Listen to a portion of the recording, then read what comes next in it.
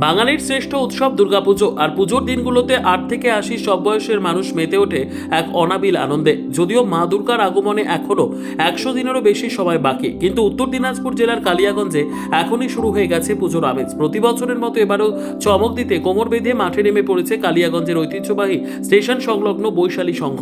চলতি বছরে কালিয়াগঞ্জের বৈশালী সংঘের দুর্গাপুজো ৫১তম বর্ষে পদার্পণ করতে চলেছে। এবার ৫১ বছরে পা দিয়ে কোনো খামতি রাখতে চান না পুজো উদ্যোক্তারা, আর তাই বহু আগেভাগেই শুরু হয়ে গেছে জোরকদমে প্রস্তুতি। এবারে বৈশালী সংঘের প্রধান এবং দেবী বিশেষ আকর্ষণ হলো দেবী দশভুজা।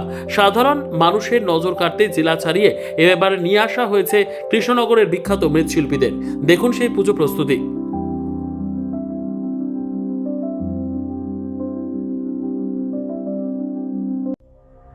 সংবাদটি নিবেদন করছেন স্বস্তিলোক উৎসব ভবন, গঙ্গারামপুর, দক্ষিণ দিনাজপুর। সর্বোত্তম সুযোগ সুবিধে রয়েছে আতিথেয়তায়। সুপরিচিত স্বস্তিলোক উৎসব ভবন অতিথিদের যে কোনো অনুষ্ঠানের জন্য উপযুক্ত ওয়ান স্টপ ডেস্টিনেশন।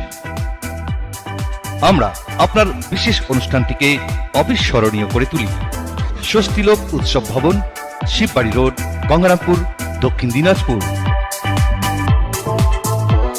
হ্যাঁ,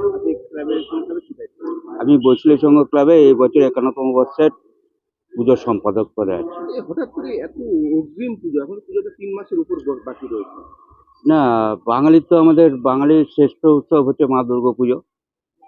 প্লাস সনাতনীদের সবারই পুজোই হচ্ছে দুর্গা পুজো।